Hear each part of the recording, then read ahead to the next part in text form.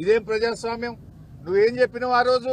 6 గ్యారంటీలతో పాటు 7వ గ్యారంటీ ప్రశ్నించే హక్కు ఇస్తున్నాం, ప్రజాస్వామ్యం ఇస్తున్నాను. ఎక్కడ ప్రజాస్వామ్యం ఉంది? ప్రశ్నిస్తే కేసులు పెడుతున్నావు, ప్రశ్నిస్తే అక్రమ జైళ్లలో పెడుతున్నావు, నువ్వు ప్రశ్నించే అవకాశం లేకుండా చేస్తున్నావు. ఆ రోజు మల్లన్న సాగర్ లో నువ్వు వచ్చి 2 రోజులు నిరాహార దీక్ష చేసినావు. నిన్ను ఆపిందా బీఆర్ఎస్ పార్టీ? మల్లన్న సాగర్ లో నువ్వు వచ్చి 2 రోజులు నిరాహార దీక్ష చేసినావు. నిన్ను అరెస్ట్ చేయలే కదా, నిన్న ఆ ఊర్లకు బోనిచ్చినాం కదా. 2 రోజులు దీక్ష చేస్తే నీకు రక్షణ ఇచ్చింది కదా ఆనాటి ప్రభుత్వం. ఇవాళ ఎందుకు ఆపుతున్నావు? నిన్న మా మత్స్యనాచారి గారు ప్రతిపక్ష నాయకుడు లగిచెర్లకు వెళ్తావు, ఆ రైతులకు, ఆ అక్క చెల్లెలకు, ఆ పిల్లలకు, వృద్ధులకు మానసికంగా ధైర్యాన్ని ఇస్తామని మా నాయకులు వెళ్తే వాళ్ళను నువ్వు అరెస్ట్ చేసినావు. మా ఆర్ఎస్ ప్రవీణ్ కుమార్ ను, కార్తీక్ రెడ్డిని, మా వాళ్ళందరినీ కూడా నిన్ను అరెస్ట్ చేసినావు. అదేవిధంగా లోకల్ ఎంపీ డీకే అరుణ గారు పోతే నిన్ను అరెస్ట్ చేసినావు. ఇదెక్కడి ప్రజాస్వామ్యం? ప్రజాస్వామ్యం అంటే ఇదేనా? అర్ధరాత్రి చీకట్లో దొంగ రాత్రి మహిళల ఛాతి మీద కాళ్లు పెట్టి తొక్కుతూ నువ్వు అరెస్ట్ చేసినావు. ఇదేనా ప్రజాస్వామ్యం? 9 నెలల గర్భిణీ స్త్రీ మీద ఛాతి మీద కానిస్టేబుళ్లు తొక్కుతూ ఇంట్లో ఉండే మగవాళ్లను కొడుతూ వాళ్ళని తేవడమే ప్రజాస్వామ్యమా అని నేను అడుగుతా ఉన్నా. ఏంటి నీ నియోజకవర్గ ప్రజలకు నువ్వు చేసే సేవ ఇదా అని నేను రేవంత్ రెడ్డిని అడుగుతా ఉన్నా. ఇవాళ ఈ ప్రజా పాలన మీద ప్రజల తిరుగుబాటు నీ కొడంగల్ నుంచే ప్రారంభమైంది.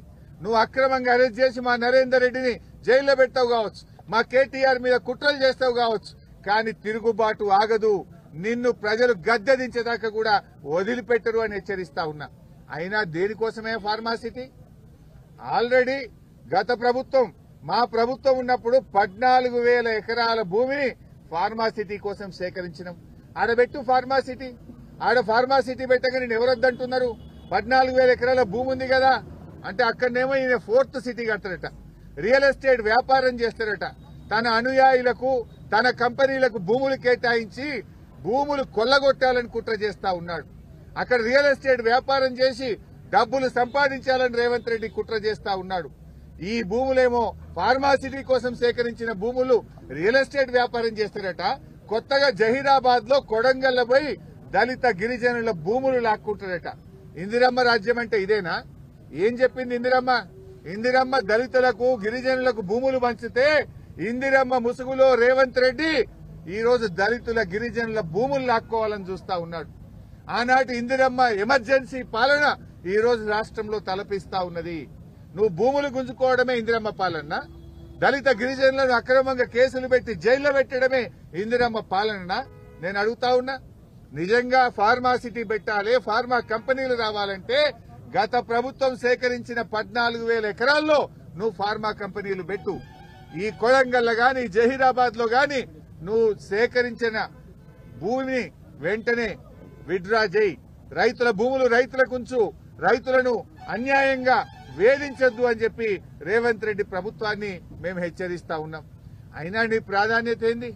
నీ ప్రాధాన్యత అదాని, నీ ప్రాధాన్యత నీ తమ్ముళ్ళు, నీ ప్రాధాన్యత నీ అల్లుళ్ళు, అంతే తప్ప నీకు గిరిజనులు పట్టది, దళితులు పట్టది, పేదలు పట్టది. నువ్వు నీ అల్లుళ్ల కోసమో అదానీ కోసమో అంబానీల కోసం పేదల భూములు గుంజుకొని ఇవాళ వాళ్ళకి కట్టబెట్టే ప్రయత్నం చేస్తా ఉన్నావు. తస్మాత్ జాగ్రత్త. తెలంగాణ ప్రజలు ఊరుకోరు. ఎట్టి పరిస్థితుల్లో బీఆర్ఎస్ పార్టీ ఈ దళిత గిరిజన రైతుల పక్షాన నిలబడుతుంది, పేదల పక్షాన నిలబడుతుంది. ఇవాళ నీ కుట్రైంది. నువ్వు సమాధానం చెప్పలేక నువ్వు మా కేటీఆర్ గారి మీద కుట్ర చేస్తున్నావు. మేము చేస్తున్న భూమి పోయే వాళ్ళ మీద నువ్వు గాని, దామోదర్ రాజనరసింహ గారు గాని, కోదండరామ్ గారు గాని మీరొచ్చి రెచ్చగొట్టింది కదా. మీరొచ్చి ఆ రోజు ఎన్ని రకాలుగా భూసేకరణ జరగకుండా ప్రజల్ని రెచ్చగొట్టి పోలీసుల మీద కారం జల్లే ప్రయత్నం చేసిండ్రు. మరి ఆ రోజు మేము మీ మీద పెట్టాలంటే కుట్ర కేసు పెట్టి మిమ్మల్ని అరెస్ట్ చేయలేకపోయామా? ఆ తప్పుడు పనులు మేము చేయలే. ప్రజాస్వామ్య బద్దంగా మేము వ్యవహరించాం. ఇవాళ నరేందర్ రెడ్డి గారికి ఏ సంబంధం లేదు. నరేందర్ రెడ్డి గారు అక్కడ ఒక ప్రతిపక్ష నాయకుడిగా, మాజీ ఎమ్మెల్యేగా ప్రజలు, గిరిజనులు, రైతులు తన దగ్గరికి వచ్చినప్పుడు తను నైతిక మద్దతునిచ్చాడు. ప్రభుత్వం దృష్టికి తీసుకుపోయాడు. ప్రభుత్వంతో ఈ భూములు తీసుకోవద్దని చెప్పి ఆ రైతుల కోసం ఆయన మాట్లాడే ప్రయత్నం చేసినాడు. పార్టీ దృష్టికి తెచ్చాడు. ఇవాళ నరేందర్ రెడ్డి గారిని ఇరికిస్తారు, మళ్ళా ప్రశ్నించే గొంతు ప్రతిరోజు ప్రభుత్వం మీద పోరాడుతున్న కేటీఆర్ ను కూడా అక్రమంగా ఇరికించారు. ఇప్పుడే మేము ఆయనతో మాట్లాడాం, నరేందర్ రెడ్డి గారితో. ఆయన రిమాండ్ రిపోర్ట్ లో ఏమి రాశారో తెలియదట ఆయనకు. రిమాండ్ రిపోర్టును 5 నిమిషాల ముందు మెజిస్ట్రేట్ గారి ముందు ప్రవేశపెట్టే ముందు రిమాండ్ రిపోర్ట్ మీద సంతకం పెట్టించుకున్నారు.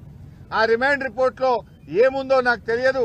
జైల్లో పొద్దున పేపర్లు చూస్తా ఉంటే రిమాండ్ రిపోర్ట్ లో కేటీఆర్ గారికి కూడా దీనిలో ప్రోద్బలం ఉన్నదని, కేటీఆర్ గారు ఎన్ని డబ్బులు ఖర్చు అయినా పెట్టమని చెప్పినట్టు వీళ్లే రిమాండ్ రిపోర్ట్ రాసి రిమాండ్ రిపోర్ట్ లో చదివే అవకాశం లేకుండా సంతకం పెట్టించి ఇవాళ తప్పుడు రిమాండ్ రిపోర్ట్ రాసినారు. తప్పుడు రాసిందని చెప్పి నరేందర్ రెడ్డి గారు మాకు చెప్తూ ఆయన చాలా బాధపడ్డాడు. అసలు నాకే సంబంధం లేదు, నాకే విషయము తెలియదు, కేటీఆర్ గారికి సంబంధం ఉందని ఆయనని ఇచ్చారు. ఇది అన్యాయం.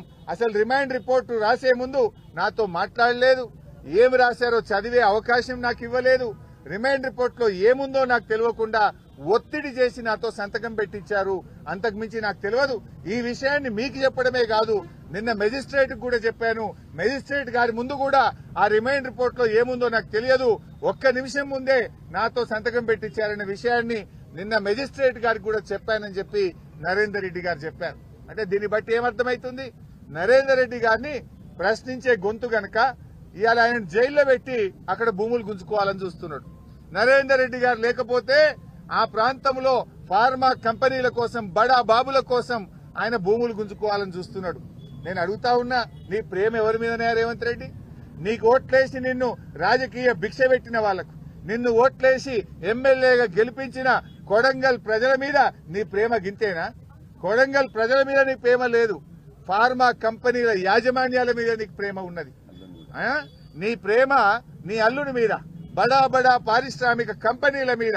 అంటే నువ్వేంది కాకులను కొట్టి గద్దలకేసే ప్రయత్నం లాగా, అంటే రైతుల నోర్లు కొట్టి గిరిజన రైతుల భూములను అక్రమంగా గుంచుకొని ఫార్మా కంపెనీల బడా బడా బాబులకు ఆ భూములు కట్టబెట్టడం కోసం నువ్వు పనిచేస్తున్నావు. ముఖ్యమంత్రి ఉన్నది ఇందుకేనా? దళితుల గిరిజనుల నోళ్లు కొట్టడానికేనా? పేదల భూములు గుంజుకోవడానికేనా? ఇదేనా అని మేము అడుగుతా ఉన్నాం. నరేందర్ రెడ్డి గారు ధైర్యంగా ఉన్నారు. ఆయన ధైర్యంగా ఉండమని చెప్పి బీఆర్ఎస్ పార్టీ ఆయనకు పూర్తి అండదండగా ఉందనేటువంటి విశ్వాసాన్ని మేము ఆయనకు చెప్పాం. తప్పకుండా న్యాయం గెలుస్తుంది, ధర్మమే నిలబడుతుంది. నువ్వు అక్రమంగా కేసు పెట్టచ్చు, మమ్మల్ని జైల్లో పెట్టచ్చు, మాకు న్యాయం మీద నమ్మకం ఉంది, న్యాయస్థానాల మీద మాకు నమ్మకం ఉన్నది. మా న్యాయవాదులు తప్పకుండా పోరాడతారు.